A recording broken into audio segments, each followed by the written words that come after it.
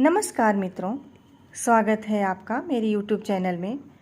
आज मैं मुंशी प्रेमचंद जी द्वारा रचित एक कहानी लेकर आई हूँ जिसका शीर्षक है सौत। मित्रों, कहानी प्रारंभ करने से पहले मैं आप लोगों से एक अनुरोध कर रही हूँ कि आप मेरे चैनल को अगर सब्सक्राइब नहीं किए हैं तो सब्सक्राइब ज़रूर कर लीजिए ताकि मैं कहानी, कविता या साहित्य से संबंधित और भी चीज़ें आप तक पहुंचा सकूं। प्रस्तुत है कहानी। जब रजिया के 2-3 बच्चे होकर मर गए और उम्र ढल चली तो रामू का प्रेम उससे कुछ कम होने लगा और दूसरे ब्याह की धुन सवार हुई। आए दिन रजिया से बकझक होने लगी। रामू एक न एक बहाना खोजकर रजिया पर बिगड़ता और उसे मारता और अंत को वह नई स्त्री ले आया। इसका नाम था दासी। चंपई रंग था, बड़ी बड़ी आंखें, जवानी की उम्र, पीली कुसांगी रजिया। भला इस नव यौवना के सामने क्या जस थी। फिर भी वह जाते हुए स्वामित्व को जितने दिन हो सके अपने अधिकार में रहना चाहती थी। बिखरते हुए छप्पर को थूनियों से संभालने की चेष्टा कर रही थी। इस घर को उसने मर मर कर बनाया है, उसे सहज ही में नहीं छोड़ सकती। वह इतनी बेसमझ नहीं है कि घर छोड़कर चली जाए और दासी राज करे। एक दिन रजिया ने रामू से कहा, मेरे पास साड़ी नहीं है, जरा ला दो। रामू उसके एक दिन पहले दासी के लिए अच्छी सी चुंदरी लाया था। रजिया की मांग सुनकर बोला, मेरे पास अभी रुपया नहीं था। रजिया को साड़ी की उतनी चाहना थी जितनी रामू और दसिया के आनंद में विघ्न डालने की। बोली, रुपए नहीं थे तो कल अपने चहेते के लिए चुनरी क्यों लाए? चुनरी के बदले उसी दाम में 2 साड़ियाँ लाते तो एक मेरे काम न आ जाती। रामू ने स्वेच्छा भाव से कहा, मेरी इच्छा, जो चाहूँगा करूँगा, तुम बोलने वाली कौन है? अभी उसके खाने खेलने के दिन है तो तू चाहती है उसे अभी से नून तेल की चिंता में डाल दो? या मुझसे न होगा। तुझे ओढ़ने पहनने की साध है तो काम कर, भगवान ने क्या हाथ पर नहीं दिए हैं? पहले तो घड़ी रात उठकर काम धंधे में लग जाती थी, अब उसकी डाह में पहर दिन तक पड़ी रहती है तो रुपए क्या आकाश से गिरेंगे? मैं तेरे लिए अपनी जान थोड़े ही दे दूंगा। रजिया ने कहा, तो क्या मैं उसकी लौड़ी हूँ कि वह रानी की तरह पड़ी रहे और मैं घर का सारा काम करती रहूँ? इतने दिनों छाती फाड़कर काम किया, उसका यह फल मिला तो अब मेरी भला काम करने आती है। मैं जैसे रखूँगा वैसे ही तुझे रहना पड़ेगा। मेरी इच्छा होगी रहूँगी, नहीं अलग हो जाऊँगी। जो तेरी इच्छा होकर मेरा गला छोड़। अच्छी बात है, आज से तेरा गला छोड़ती हूँ, समझ लूँगी विधवा हो गई। रामू दिल में इतना तो समझता था कि यह गृहस्थी रजिया की जोड़ी हुई है।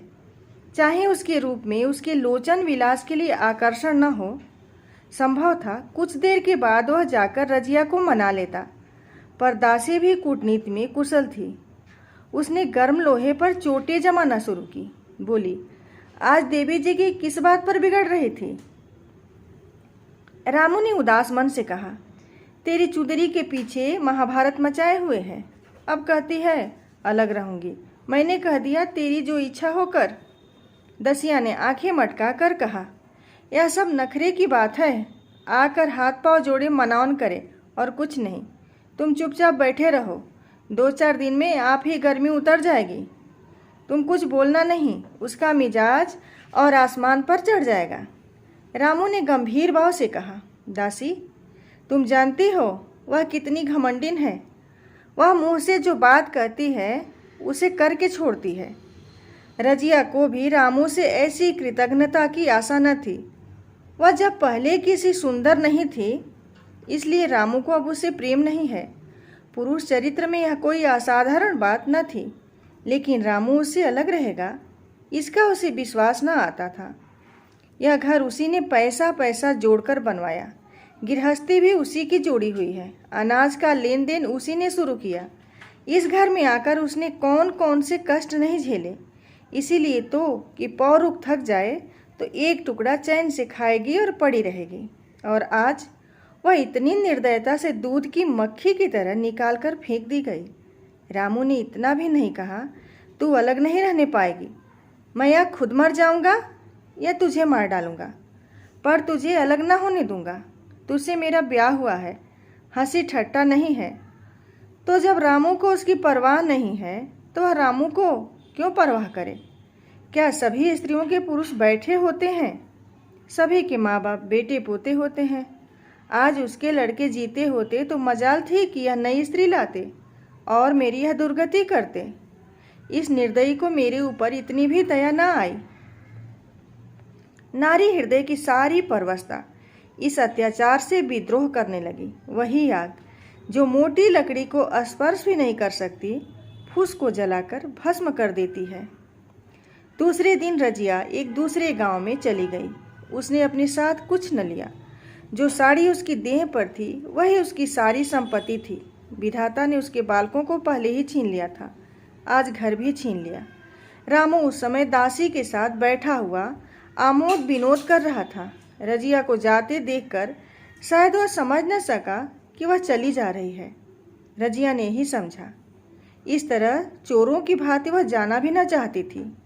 वह दासी को उसके पति और सारे गांव को दिखा देना चाहती थी कि वह इस घर से धेले की भी चीज नहीं ले जा रही है।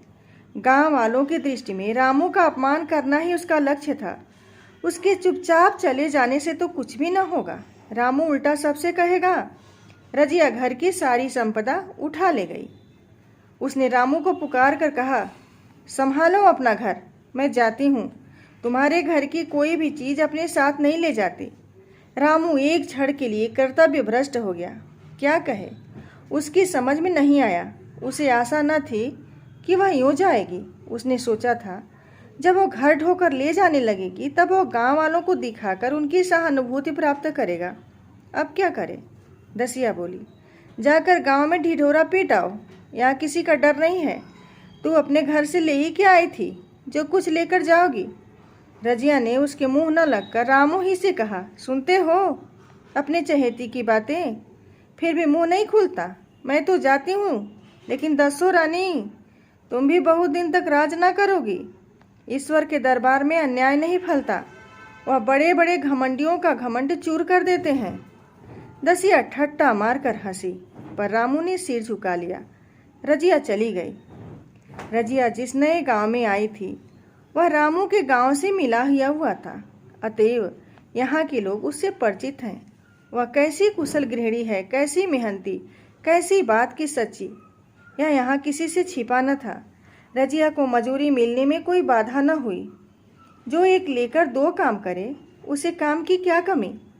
3 साल एक रजिया ने कैसे काटे, कैसे एक नई गृहस्थी बनाई, कैसे खेती शुरू की, इसका बयान करने बैठे तो पोथी हो जाए। संचय के जितने मंत्र है, जितने साधन है, वे रजिया को खूब मालूम थे।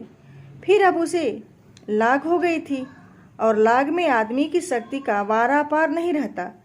गांव वाले उसका परिश्रम देखकर दांतों उंगली दबाते थे।